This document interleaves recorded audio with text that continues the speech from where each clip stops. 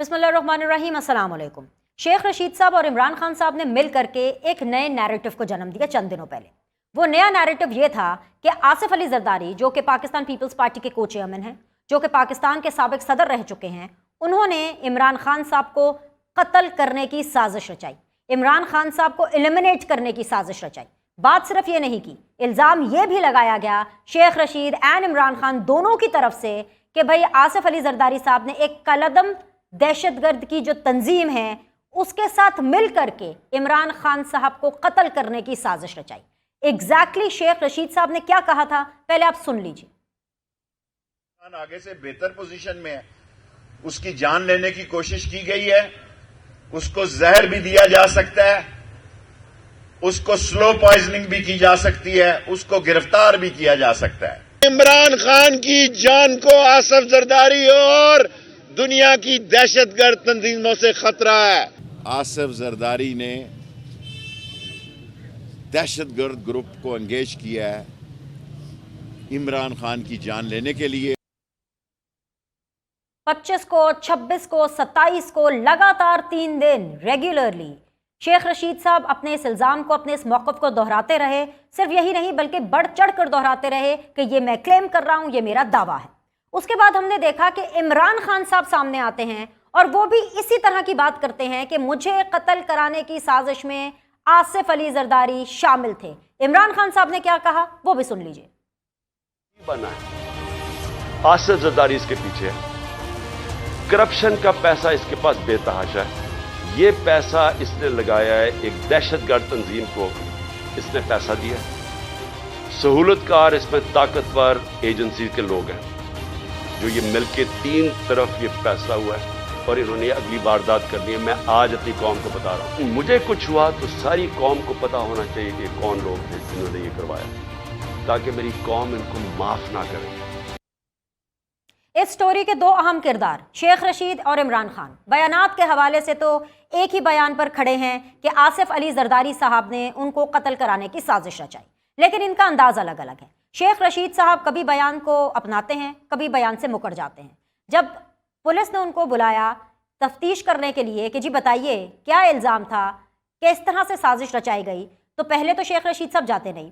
दोबारा बुलाने पर एक रिटन, हैंड रिटन, हाथ से लिखी एक तहरीर लिख करके देते हैं जिसमें वाज़े तौर पर शेख रशीद साहब ये मौक़िफ़ अपनाते हैं कि भाई ये बयान मेरा नहीं था, ये तो इमरान खान साहब का था और मैंने तो सिर्फ इमरान खान साहब के बयान को दोहराया, लिहाजा इस बात से रिलेटेड मेरे पास कोई सबूत नहीं है। उसके बाद हम देखते हैं कि फिर जब अदालत के अंदर उनके हवाले से जो नोटिस है वो मुअत्तल हो जाता है तो शेख रशीद साहब फिर से इस बयान पर कायम होने का एक तरह से ढोंग करते हैं। लेकिन इमरान खान साहब की अगर मैं बात करूं तो आज 1 फरवरी तक इमरान खान साहब अभी तक इस बयान पर कायम हैं और वो ये क्लेम कर रहे हैं कि बिल्कुल मुझे कत्ल कराने की साजिश में आसिफ अली जरदारी साहब मौजूद थे, शामिल थे, और अगर वो मुझे हत्या के इज्जत का नोटिस देना चाहते हैं तो वो शौक से दें, मैं अपने बयान पर कायम हूं। आखिर पाकिस्तान पीपल्स पार्टी की इस पूरे मामले को लेकर स्ट्रैटेजी क्या होगी, यही जानने के लिए very senior member Nayyar Bukhari साहब, सेक्रेटरी जनरल है पाकिस्तान पीपल्स पार्टी के, उनको हमने शो में मदऊ किया है, उनसे बात करते हैं। बहुत बहुत शुक्रिया नैयर बुखारी साहब ज्वाइन करने के लिए। सर, इस वक्त जो हॉट केक है ना आपकी पार्टी के हवाले से, वो इल्ज़ामात हैं, वो इल्ज़ाम तराशी है जो कि शेख रशीद साहब और इमरान खान साहब जो है पाकिस्तान पीपल्स पार्टी और उनके को चेयरमैन आसिफ अली जरदारी साहब पर कर रहे हैं। शेख रशीद साहब कैटेगोरिकली ये कह रहे हैं, ये नैरेटिव बनाने की कोशिश की गई कि आसिफ अली जरदारी साहब इस्टेब्लिशमेंट के हैं और उन्होंने एक कलअदम तंजीम के साथ मिल करके इमरान खान साहब को कत्ल कराने की साजिश रचाई है। अब आज की सिचुएशन ये है कि कभी शेख रशीद साहब मान रहे हैं, कभी नहीं मान रहे हैं। लिख करके तो पुलिस को कुछ और दे देते हैं जिसके अंदर ये होता है कि ये मेरा बयान नहीं है, हालांकि वो माजी में इस बयान को ओन करते रहे कि ये मेरा दावा है, ये मेरा बयान है।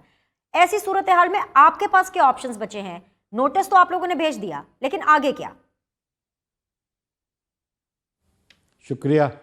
गुजारिश है कि शेख रशीद का और जिस लीडर के साथ वो मुंसलिक है वो हमेशा एक बात कह के फिर मुकर जाते हैं। इमरान खान का भी यही रवैया रहा, 4.25 साल जब इक़्तिदार में रहे और उसके बाद भी 28 मार्च के बाद भी उनका रवैया यही रहा। एक मौक़िफ़ इख्तियार किया, फिर उसको मुस्तरद किया, नया मौक़िफ़ लिया। और शेख रशीद भी यही कि शेख रशीद ने जो इन राइटिंग जवाब जमा कराया बजरिया अपने वकील के, और उसमें कहा कि मैंने तो कहा ही नहीं है, मैंने तो वो बात कही है जो इमरान खान ने कही, बल्कि इसका आप प्रीवियस रिकॉर्डिंग देखें तो उसमें कहा कि मेरे नॉलेज में ये बात। तो ये बेबुनियाद इल्ज़ामात थे। Pakistan Peoples Party physical elimination पे बिलीव नहीं करती। हम पॉलिटिकल फील्ड में मुकाबला करते रहे हैं और आइंदा भी मुकाबला करते रहेंगे, बल्कि पीपल्स पार्टी तो ख़ुद शिकार रही है इसकी फ़िज़िकल एलिमिनेशन की। और जनाब आप देख लें जुल्फ़िकार अली भुट्टो शहीद और मोहतरमा बेनज़ीर भुट्टो साहिबा, तो हम तो इसमें बिलीव ही नहीं करते, ना ये हमारी सियासत है। लेकिन उनका वतीरा है इमरान खान का और शेख रशीद का बात क्या क्या मुकर जाना, और ये बेबुनियाद इल्ज़ाम है। हमने नोटिस बिल्कुल दिया इमरान खान को और उसे कहा कि अपनी स्टेटमेंट को विड्रॉ करो, अदरवाइज़ हम तुम्हें सिविल और क्रिमिनल प्रोसीडिंग्स में लेके जाएंगे, कोर्ट ऑफ लॉ में, पाकिस्तान में भी और बरतानिया में भी। तो शेख रशीद तो मुकर गया। फिर आज मुझे अभी मैं देख रहा था कि वो हाई कोर्ट पहुंच गया कि पुलिस का जो नोटिस है उसको सस्पेंड करवाने के लिए।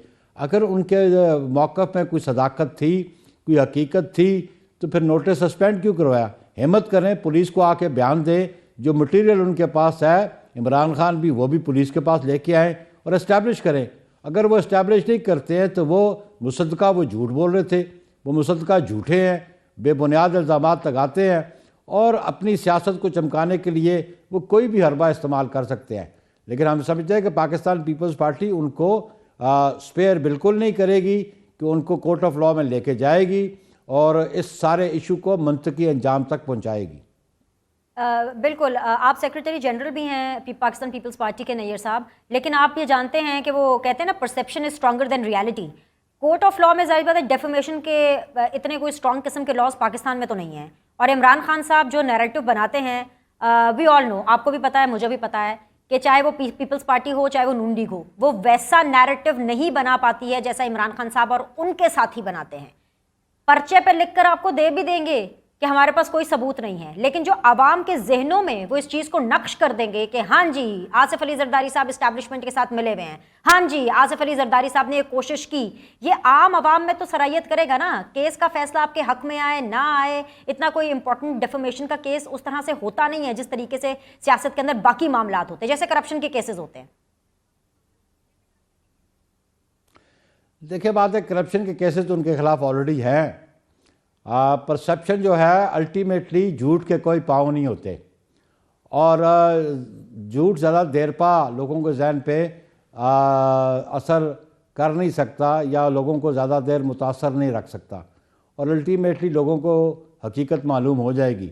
जहाँ तक डेफेमेशन के केसेस है, डेफेमेशन जहाँ पे सिविल केसेस हैं वहाँ पे क्रिमिनल केसेस भी हैं और क्रिमिनल केसेस में पाकिस्तान में भी लॉज हैं और हम तो उधर डेफेमेशन के केसेस बरतानिया में बहुत सारे लोगों पे हुए। रिसेंटली भी आप देख लें कि वो नून लीग के एक आदमी ने उधर किए थे तो उसको 90,000 पाउंड्स डैमेजेस मिले, 80,000 पाउंड्स उसके लॉयर्स की फ़ी मिली। तो ये ना समझे कि सिर्फ पाकिस्तान में उनके खिलाफ क्रिमिनल प्रोसीडिंग्स होंगी, ये प्रोसीडिंग बरतानिया भी होगी क्योंकि ये उनका statement through out the world televised हुआ, लोगों ने सुना। इमरान खान साहब ना आज ही है कि आज ही इसको साथ में जोड़ लीजिएगा, आज ही इमरान खान साहब फिर से सहाफ़ियों से मिले और उन्होंने कहा कि मैं आसिफ अली जरदारी साहब के हवाले से जो उन्होंने बयान दिया है, जो इल्ज़ाम लगाया है, मैं उस पर कायम हूँ। वो शौक से हद तक इज्जत का दावा कर सकते हैं। वही बात जो मैं अभी आपसे कर रही थी, वो ये परसेप्शन बना रहे हैं। आप लोग ऑलरेडी इस परसेप्शन की बहुत सी प्राइस अदा कर चुके हैं, आपको सालों लग गए सर। बेनज़ीर साहिबा शहीद हो गई और बेनज़ीर साहिबा ने भी शहादत से पहले कहा था कि अगर मुझे कुछ हुआ तो उसकी जिम्मेदारी परवेज़ मुशर्रफ साहब पर है। आज की तारीख तक सब लोग परवेज़ मुशर्रफ साहब से सवाल उठाते हैं, तो कोर्ट में जो भी हो, लेकिन इमरान खान साहब जो परसेप्शन बना रहे हैं आसिफ अली जरदारी साहब से आपसे बार बार सवाल पूछे जाएंगे, वो आज भी कायम है। ये मैं इमरान खान की बात करूँ, I am not talking about Sheikh Rasheed now sir. देखें ना जी, अगर उसके पास ऐसा कोई मटेरियल है, खाली हवा में बयान क्यों देता है? यहाँ पे जो लीगल फोरम्स है उनको क्यों नहीं अप्रोच करता? वो क्यों नहीं अपना केस रजिस्टर करवाता? वो क्यों नहीं हर दफ़ा वो कहता है कि जनाब supreme court suo motu action ले, तो क्यों नहीं सुओ मोटो एक्शन के लिए कहता? इसलिए कि उसके पास कोई एविडेंस नहीं है। उसका जो मौक़िफ़ है उसका कोई वो अपने मौक़िफ़ को कोर्ट ऑफ लॉ में सब्सटेंशिएट नहीं कर सकता। ठीक। ये झूठ का पुलंदा है, उसको पता है। हम तो चाहते हैं कि supreme court suo motu notice ले उसके इस बयान का, और इस पर तहकीकात होनी चाहिए, और अगर वो अपना इल्ज़ाम साबित कर ले तो ऑब्वियसली मुखालिफ फरीक को कानून के मुताबिक उन पर अमल दरामद होगा, अगर नहीं तो इनको भी फिर सज़ा मिलनी चाहिए। लेकिन ये हम है। समझते एक हैं कि आखिरी इस चीज़। मौके पे वो डटा रहे, क्योंकि भागने की उनकी पुरानी आदत है, शेख रशीद की भी और इमरान खान का भी। अपने मौक़िफ़ से वो हमेशा भागे हैं और इस दफ़ा फिर वो भागेंगे, मैं बताऊंगा आपको। ठीक है, एक आखिरी चीज़ बस बुखारी साहब मुझे ये बता दीजिए, क्योंकि आप हुकूमत के इत्तेहादी हैं, आप खुद पर्सनली एक सीनियर मेंबर हैं, yet again having a bigger position in your party sir. अब हमने देखा है कि हुकूमत के अंदर से ही आवाज़ें आ रही हैं। नून लीग के सेनेटर हैं मुशाहिद हुसैन साहब, उन्होंने ही खड़े होकर के इंतखाबात का मुतालबा कर दिया है कि भाई ये किस तरह की हुकूमत चल रही है, महंगाई को लेकर के अपनी ही हुकूमती सफ़ों से आवाज़ें आ रही हैं। इस पर आप क्या कहेंगे, कैसे सिचुएशन को कंट्रोल करेंगे? Are you standing with PMLN? देखिए, we are standing with the coalitions, not only PMLN। PMLN का जो इशू है, सेनेटर उनके हैं, वो वजात तलब उसकी लीडरशिप उनसे करे, या वो उनको वो वजात दे। पीपल्स पार्टी कोई हक नहीं रखती कि हम मुशाहिद हुसैन से कोई वजात तलब करे। हाँ, भला जो पार्टी लीडर्स की मीटिंग होगी कोलिशन पार्टनर्स के साथ, तो उस पर ये इशूज़ बिल्कुल सामने आ सकता है। लेकिन मुशाहिद हुसैन साहब पहले मुस्लिम लीग N में थे, फिर एक स्टेज पे मुस्लिम लीग N छोड़ दी, फिर Q में चले गए, फिर Q के बाद वहाँ से सेनेटर बने, फिर वो N के सेनेटर बने। तो ये उनकी ज़ात का मामला है, वो जाने और मियाँ शहबाज शरीफ जाने और मियाँ नवाज शरीफ जाने।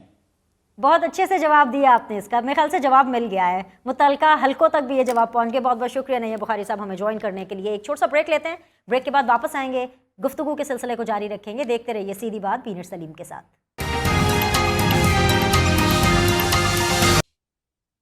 इस टाइम पर सीधी बात जोन के अंदर मुझे ज्वाइन कर रहे हैं वेरी ऑनरेबल चौधरी सालिक साहब। चौधरी सालिक साहब ऑफ कोर्स सिटिंग MNA भी हैं, हुकूमत का भी हिस्सा हैं, कैबिनेट का भी हिस्सा हैं, और साथ ही साथ द फेमस चौधरी शुजात हुसैन साहब के साहबजादे भी हैं। बहुत बहुत शुक्रिया चौधरी साहब मुझे ज्वाइन करने के लिए।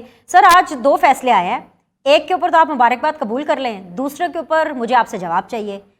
फैसले ये हैं कि जी इलेक्शन कमीशन ने फैसला दिया है कि चौधरी शुजात हुसैन साहब जो हैं वो काफ लीग के सदर हैं, लेकिन एक फैसला काफ लीग जो है उसके ख़ानदान ने किया है, जो ख़ानदानी फैसला हुआ है, ख़ानदानी ज़राए का ये कहना, और परवेज़ इलाही साहब ऑन रिकॉर्ड है कहते हुए कि एज अ फैमिली हमने ये डिसाइड किया है कि हम लोग इमरान खान यानी PTI का साथ देंगे। क्या आप ये समझते हैं कि परवेज़ इलाही साहब एक पॉपुलर लीडर, एक पॉपुलर नैरेटिव के साथ खड़े हैं, तो उनको पॉलिटिकल ज़्यादा फ़ायदा होगा और आपको नुकसान होगा? बिस्मिल्लाहिर्रहमानिर्रहीम। शुक्रिया जी अपने प्रोग्राम में बुलाने के लिए, और आपका शुक्रिया जो आपने मुबारकबाद दी है, और जो दूसरा आपका आपने मुझे कहा कि परवेज़ इलाही साहब ने जो आज फैसला किया कि जी हम इमरान खान साहब के साथ खड़े, तो ये तो वो मेरे ख्याल है काफ़ी महीनों से इस बात को दोहरा भी रहे हैं, तो इसमें तो कोई नई बात नहीं है। तो ख़ानदान टूट गया है क्या? हमारे नज़दीक तो नहीं टूटा जी। वो अगर इमरान खान के साथ जाना खानदान को टूटने के साथ उसको मिला रहे हैं, तो मेरे ख्याल में ये उनकी अपनी तशरीह है इस बात।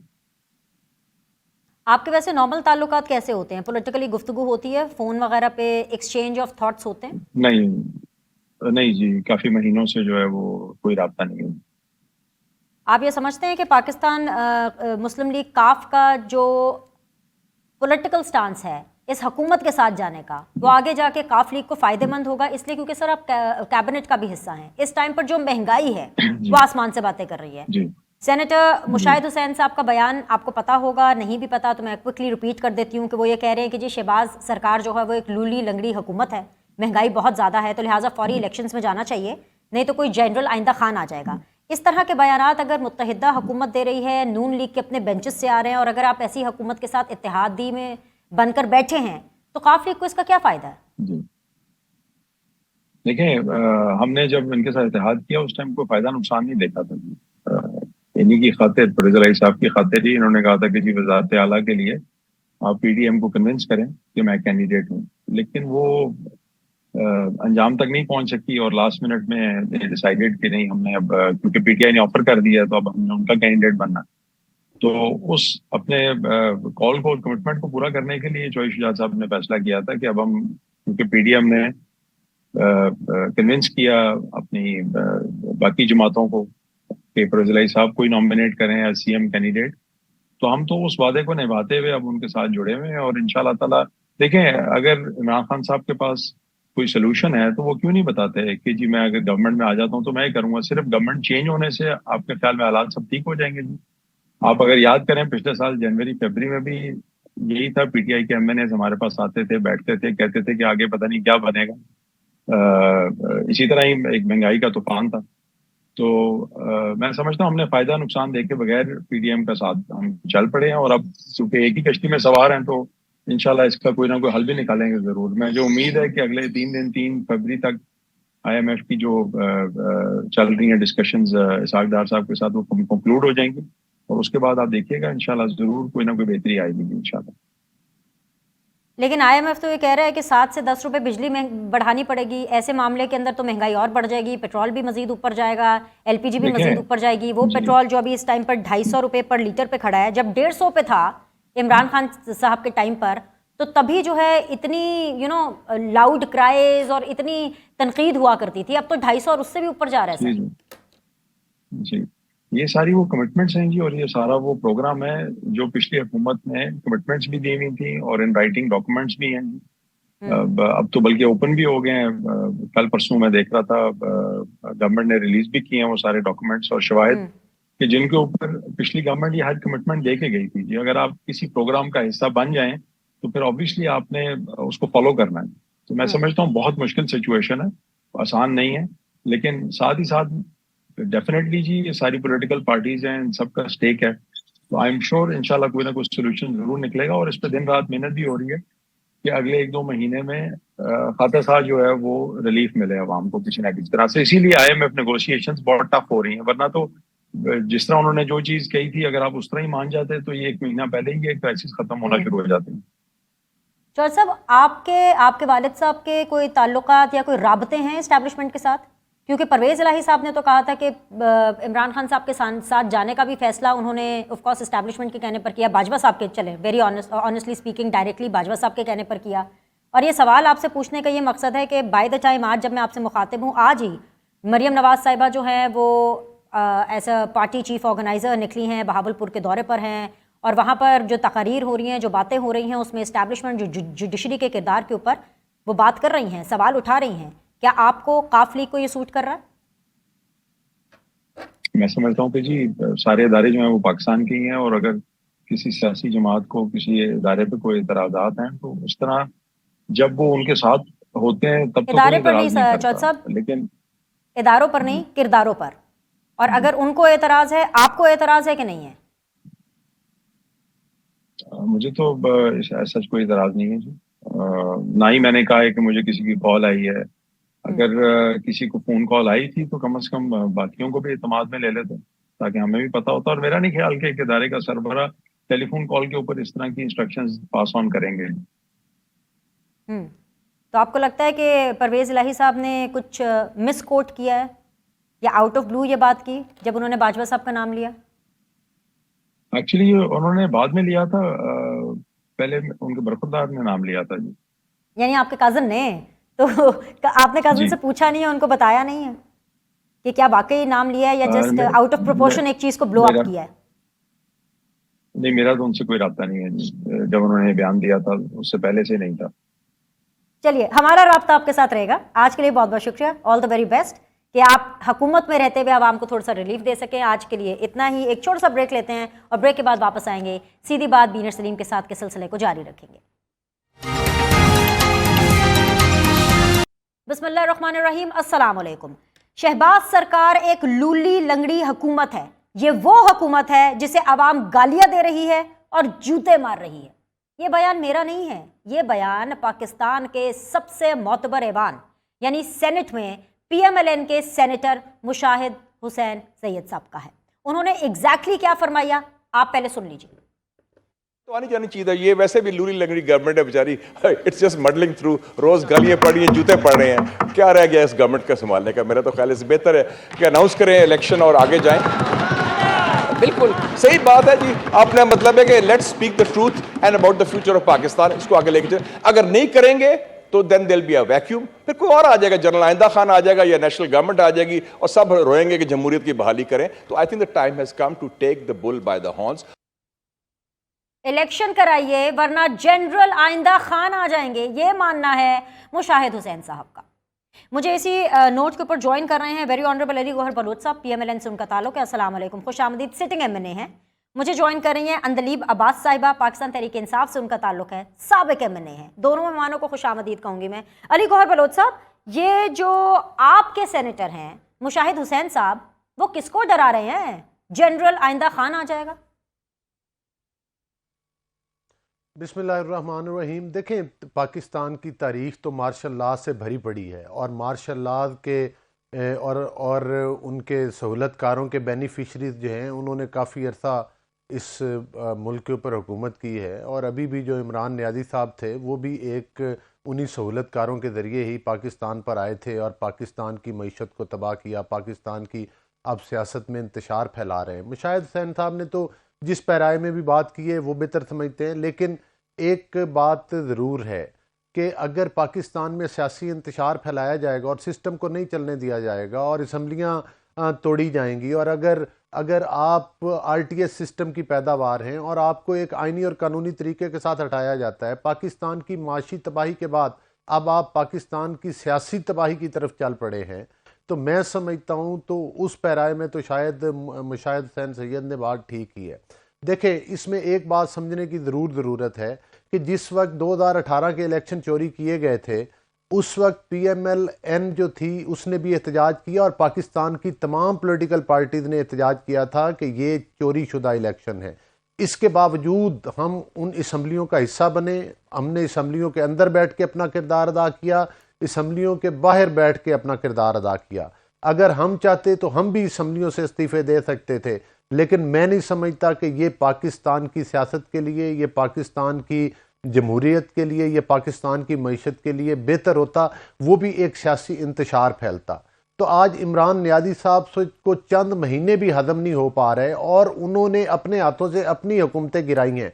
आए तो हमारी हुकूमतें उतारने के लिए थे, लेकिन जाती दफ़ा जो थे वो अपनी ही हुकूमतें जो है वो गिरा कर वो मतलब चले गए हैं। तो अब उनको जो भी मुकर्ररा वक्त है आइन और कानून के मुताबिक वो सब्र और तहम्मुल के साथ गुजारना चाहिए और उसका इंतजार करना चाहिए। अल्टीमेटली फैसला जो है वो इलेक्शन में हो जाएगा। ये अपने नून लीगी सेनेटर हैं अली गौहर बलोच साहब, जिनसे तहम्मुल बर्दाश्त नहीं हो रहा। अंदलीब अब्बास साहिबा, ये जो आप ही के हक की आवाज़ उठना शुरू हो गई है, जाती राय है, वो कोई पार्टी की तरफ नहीं है, वो पार्टी की पॉलिसी नहीं है, वो उनकी अपनी जाती राय है। मुशाहिद हुसैन सैयद साहब ने जो बयान दिया है वो उनकी अपनी जाती राय है। ये लेकिन जाती राय हो या उनकी पार्टी की हवाले से राय हो, जो भी राय हो, लेकिन वो राय PTI को साइड कर रही है। अंदलीब अब्बास साहिबा, आपके हक में जो है वो आवाजें उठना शुरू हो गई हैं। हमारी पार्टी एक जमहूरी पार्टी है और अली गौहर साहब आगे आपका पॉइंट आ गया।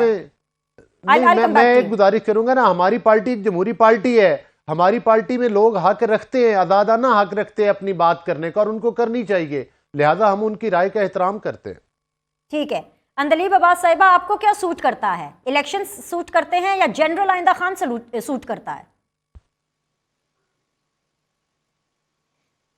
देखिए, सबसे पहली बात तो यह है कि इनकी पार्टी के अंदर ही आज तक, कल आप देख रहे सारे मिफ्ता इस्माइल की प्रोग्राम, वो खुल के कह रहे हैं कि इस मुल्क का बेड़ा अगर को मीशत का बेड़ा अगर डार ने किया है, खुल के कह रहे हैं। मतलब हर जगह वो कह रहे हैं कि जी जो $1 बिलियन इन्होंने IMF से लेना है उसके लिए $15 बिलियन का नुकसान हुआ है पाकिस्तान को, और वो गिनवाते हैं कि जी इतना नुकसान आपको डॉलर एक्सचेंज रेट पे हुआ, एक्सपोर्ट्स पे हुआ, ये हुआ, डेट पे हुआ, ये सारा गिनवा रहे हैं। वो एक पूरे सेमिनार्स कर रहे हैं री इमेजिनिंग पाकिस्तान पे। और उसके अलावा अगर वो नहीं तो वो डार साहब, आपको याद है पहले 5 महीने कहते रहे कि मिफ्ता इस्माइल ने बेड़ागर्क किया। आपके प्रोग्राम में मेरे साथ कैसर शेख साहब इनके आए हुए थे और उन्होंने बरमला कहा कि मिफ्ता इस्माइल ने बेड़ागर्क कर दिया इकोनॉमी का। तो इसमें मेरे और आपके तो कहने की कोई जरूरत ही नहीं है, क्योंकि आज अगर आप देखें तो आपका जो इन्फ्लेशन रेट है वो जब हम गए थे 12.7% था, 5% है, 100% बढ़ा। एक्सचेंज रेट जो था $178 था, आज रुपए था, आज $269 पर डॉलर है, 51% बढ़ा है। हमारे जमाने में जबकि $117 पे पर बैरल था, हमने $150 पे रखा हुआ था। आज जब $76 पे है, $250 पे है। उसी तरह अगर आप आटे की कीमत देखें, ₹55 थी, $150 kg। उसी तरह आप इलेक्ट्रिसिटी का यूनिट देखें, ₹16 पर यूनिट था, आज ₹36 पर यूनिट है। उसी तरह आप एक्सपोर्ट्स देखें, 15.24 बिलियन थी, अब 14.21 बिलियन है। रेमिटेंसेस भी जो है आपकी 15 बिलियन से 14.1 बिलियन पे आ गई, और आपका जो इंडस्ट्रियल ग्रोथ है वो 11.5 से श्रिंक होके 10.4 पे आ गया। अब ये बातें तो मिफ्ता इस्माइल जब गए थे पाकिस्तान इकोनॉमिक सर्वे पे रखे थे, और स्टेट बैंक ने जो पब्लिश किया उसमें है। अब अगर ये समझना कि जी जो इनके लोग कह रहे हैं, अपने फाइनेंस मिनिस्टर्स कह रहे हैं, मान रहे हैं, खड़े होके कह रहे हैं, इनके लीडर कह रहे हैं, क्या कहा मुझे बताएं। आज ये रिजाइन कर दिया है खाकान अब्बासी ने अपने ओहदे से। आप देखिए ख्वाजा साद रफीक ने क्या कहा कि ये चेचक ज़दा जमहूरियत है, होगी तो कभी भी पाकिस्तान में तरक्की नहीं होगी। ये अल्फाज उन्होंने टीवी पे कहे हैं। अगर इनके अपने टॉप लीडर्स कह रहे हैं कि हमारी पार्टी में चेचक ज़दा सियासत है, हमारी पार्टी में मोरसी सियासत है, और इसीलिए हमने 5 दफा आए पाकिस्तान ने तरक्की नहीं की, और वो रिजाइन कर रहे हैं और कह रहे हैं दोनों फाइनेंस मिनिस्टर के इसने डबोया पाकिस्तान को और दूसरा कह रहा है उसने डबोया पाकिस्तान को। तो मुझे बताएं, जो मर्जी आप कह लें इनको डिफेंड करने के लिए, जो मर्जी है आके डिफेंड करने के लिए कह लें। मुशाहिद हुसैन खड़े होके अगर सेनेट में स्टेटमेंट्स कर रहे हैं, ये हम आप तो नहीं कह रहे।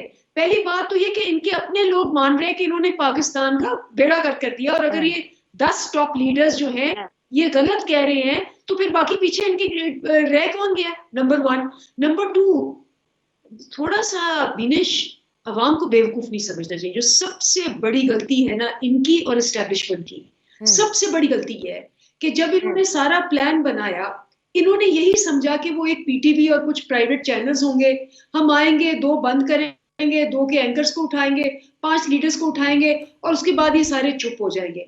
इन्होंने ख्याल ही नहीं किया कि लोग बहुत स्मार्ट हैं, उनके पास 3-4 हजार का भी स्मार्टफोन आ जाता है। आज हर एक के पास माइक है, हर एक के पास टीवी है, हर एक के पास टिकटॉक है, और वो टिकटॉक के जरिए जो इंफॉर्मेशन आपके और इनके बारे में, वो हमसे 10 साल आगे है। आप देखें ये जो बातें मैं कर रही हूँ, मुझे तो इंफॉर्मेशन सारी मिलती है इनके लीडरों से जो कि ये बातें कर रहे हैं। पाकिस्तान इकोनॉमिक सर्वे जो इनके लीडर ने छपवाई।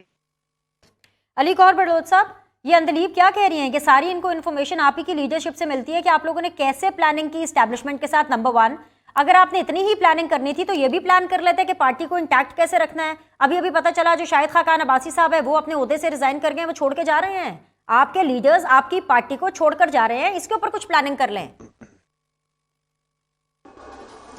बिस्मिल्लाहिर्रहमानिर्रहीम।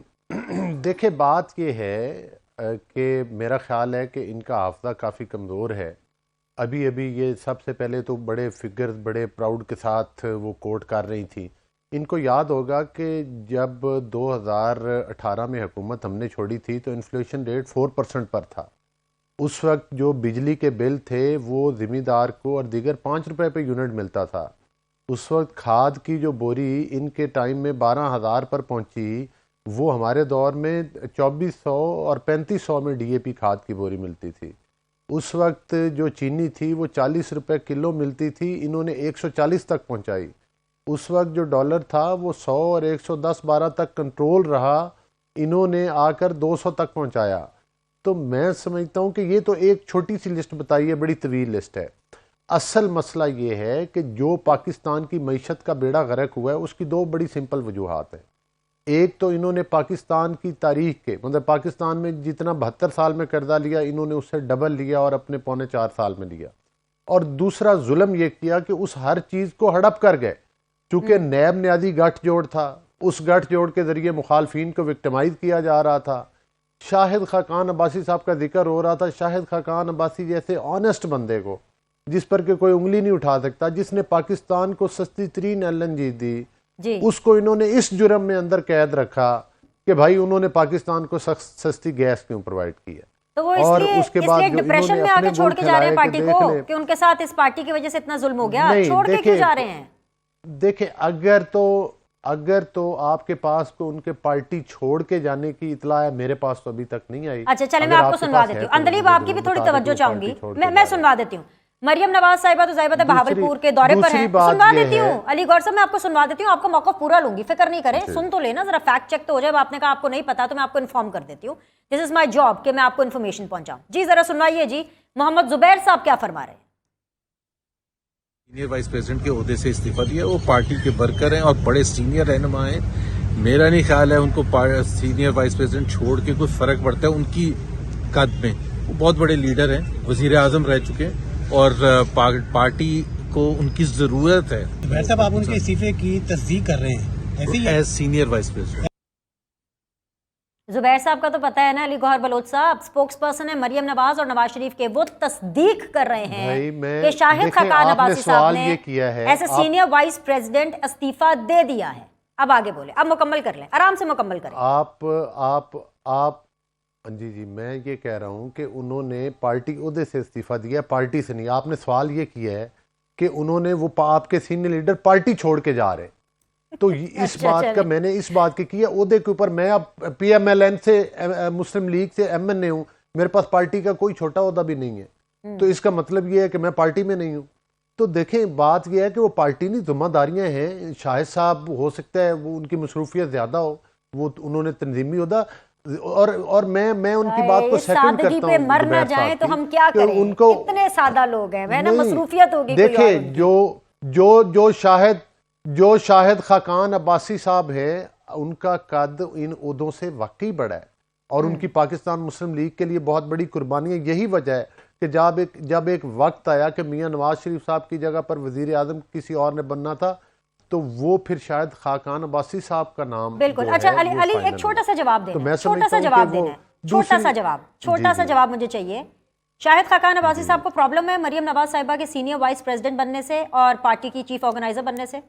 यस, नो, या आपको पता नहीं है? प्लीज एक छोटा सा जवाब। नहीं, मेरे इल्म में ये नहीं है कि उनके तहफ़्फ़ुज़ात क्या हैं, और ना ही उन्होंने मीडिया पर इज़हार किया है, ना ही उन्होंने किसी दोस्त के पास इज़हार किया है। ये सारी वो बातें हैं जो तुकों के साथ की जा रही हैं, जो फैलाई हुई हैं या मार्केट में चल रही हैं, जो जिस तरह के र्यूमर्स ये हमारे मुखालफिन सियासी फैलाते हैं। अभी तक शाहिद खाकान अब्बासी ने इस पर अपना कोई जवाब नहीं दिया कि उसकी वजूहात क्या है। लिहाजा इस बात से जोड़ देना कि उनको इस बात पे इतराज़ है, मैं नहीं समझता कि ये मुनासिब बात है। ठीक है, लिहाजा उनकी इस बात पर शायद खाकान अब्बासी साहब का मौक़िफ़ लेना चाहिए। वो सुबह शाम टॉक शोज में आ रहे हैं, आप उनका खुद इंटरव्यू करें, उनसे पूछें कि वो उन्होंने क्यों इस्तीफा दिया। आजकल इस बात पे मौक़िफ़ नहीं दे रहे। मैंने भी उनको 2-3 दफ़ा ट्राई किया है, उनका एक तो नंबर भी खैर बन जा रहा था, लेकिन एनीवेज हम कोशिश करेंगे। लेकिन आजकल वो इस बारे में अपना मौक़िफ़ दे नहीं रहे हैं। अंदलीब अब्बास साहिबा, बाकी सब बातें तो ठीक हैं कि आप लोगों के लिए विन विन सिचुएशन है। नून लीग के अंदर भी एक फूट पड़ी हुई है, हुकूमत के अंदर एक डिवाइड महंगाई को लेकर के नजर आ रही है। कुछ लोग इस मुत्तहिदा हुकूमत के अंदर ही इस पॉलिसीज़ को साइड कर रहे हैं, कुछ साइड नहीं कर रहे। ये सब बातें एक तरफ, लेकिन अंदलीब बहैसियत एक पॉलिटिशियन, बहैसियत एक पढ़ी लिखी सियासतदान, क्योंकि आपको मैं पर्सनली जानती हूँ, आपको सही गलत की तमीज़ है, अच्छी खासी तमीज़ है। आपको ये नहीं लगता कि एक टाइम पर जहाँ पर मुल्क सोग में डूबा हुआ है, पेशावर में इतना बड़ा जो है वो सानेहा हो गया, अभी तक हम उससे रिकवर नहीं कर पाए हैं, इंतखाबात सर पे खड़े हैं, लेकिन ऐसे में ज़मान पाक में इमरान खान साहब बैठे हैं। एक तो वो गए नहीं पेशावर, नंबर 1, और number 2, to make the matter worse, Zaman Park के बाहर सेलिब्रेटरी एक्टिविटीज़ चल रही होती हैं, म्यूजिक हो रहा होता है, कारकुनान आ रहे होते हैं, और सिर्फ इसलिए आते हैं कि जी खान साहब को अरेस्ट ना कर ले, इसलिए हम यहाँ पर मौजूद हैं, और वहाँ पे गाने वाने चल रहे होते हैं। It goes in bad taste, don't you think so? देखिए, पेशावर का वाकया तो बहुत ही एक जिसको कहते हैं tragedy of the worst kind है, और ये एक बहुत अफसोसनाक है। आपने देखा होगा कि जो फिगर्स आए हैं उससे पता चला है कि आपका मार्च से लेके अब तक 51% आपकी टेररिज्म बढ़ गई है। और इसका मैं तो पहले भी आपके प्रोग्राम्स में आके कहती रही, और अभी भी जब उन्होंने IG साहब ने कहा है कि सिक्योरिटी लैब्स था और उसकी अभी तफ्तीश हो रही है और हमें ज़रूर इसमें शामिल होना चाहिए। आपको भी पता है कि खान साहब को अभी ट्रैवलिंग अलाउड नहीं है, वरना वो तो ऐसे स्पोर्ट्समैन है जो कि 3 महीने बैठा रहे, उनके लिए मेरे ख्याल सबसे तकलीफ दे बात उनको बैठे रहने की यही है। लेकिन जहां तक ये सिक्योरिटी लैब्स का ताल्लुक है, मैं आपके प्रोग्राम में आके कितनी दफा कह गई कि इस हुकूमत को देखें कि दहशत गर्दी के इल्जाम किस पे लगा रहे, मेरे पे, 7 केसेस किए 4 दहशतगर्दी के डॉक्टर यास्मीन पे। तो सारा फोकस ये था कि मुझे दहशतगर्द कहना, फवाद को दहशतगर्द कहना, डॉक्टर यास्मीन को दहशतगर्द कहना, और जो असल दहशतगर्द थे जहां सारा फोकस होना चाहिए था वो लैप्स कर गई।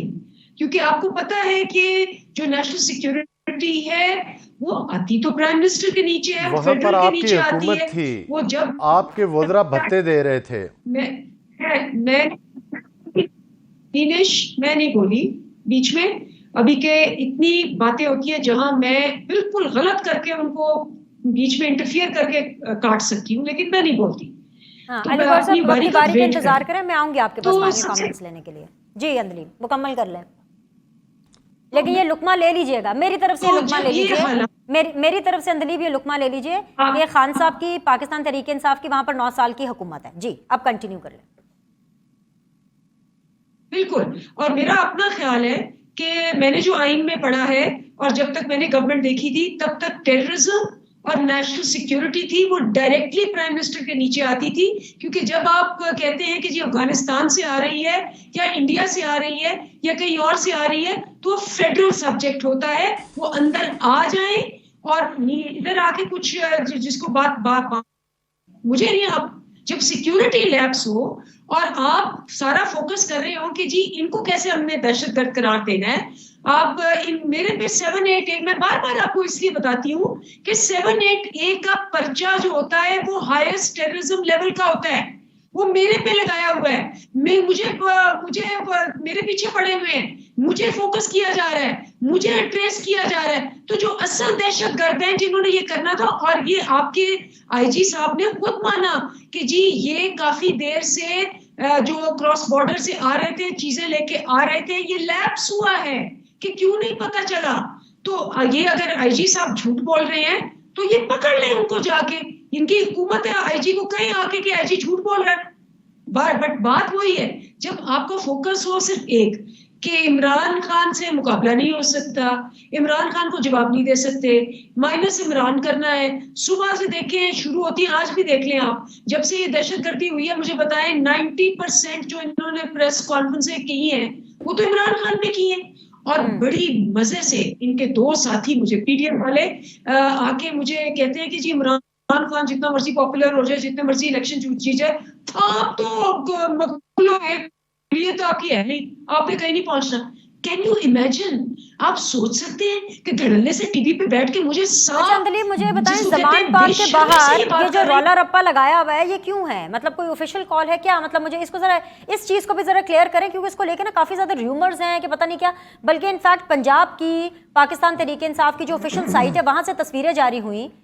मतलब रात को दूसरा दिन था पेशावर के अंदर अटैक का, और रात की जो तस्वीरें आई हैं आप भी देख सकती हैं, उसमें लोग म्यूजिक लगा करके डांस कर रहे हैं। मतलब एक अच्छा नहीं जा रहा है। ये क्या कोई ऑफिशियल कॉल थी? व्हाट हैपेंड कि लोगों ने अपने तय किया?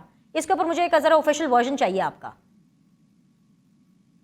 नहीं, आपको याद होगा पहली 2 रातें जो थी, जो कि 9 दिन, अब वो मेरे ख्याल 8-9 दिन हो गए, असद उमर ने और शाह महमूद ने कॉल दी थी कि आज 2 रातें लोग हमें पता चला है कि अरेस्ट करने आ रहे हैं और कारकुन पहुंच जाए। उसके बाद कोई ऑफिशियल ट्वीट आपको नजर नहीं आई होगी। लोग अगर खुद पहुंच जाते हैं, क्योंकि आपको पता है ज़मान पाक तो एक रेजिडेंशियल, ये तो कोई वो एरिया नहीं है, उसी से वो कैनाल जाती है, अगर लोग खुद पहुंच जाए ये करें तो ये तो उनका अपना है।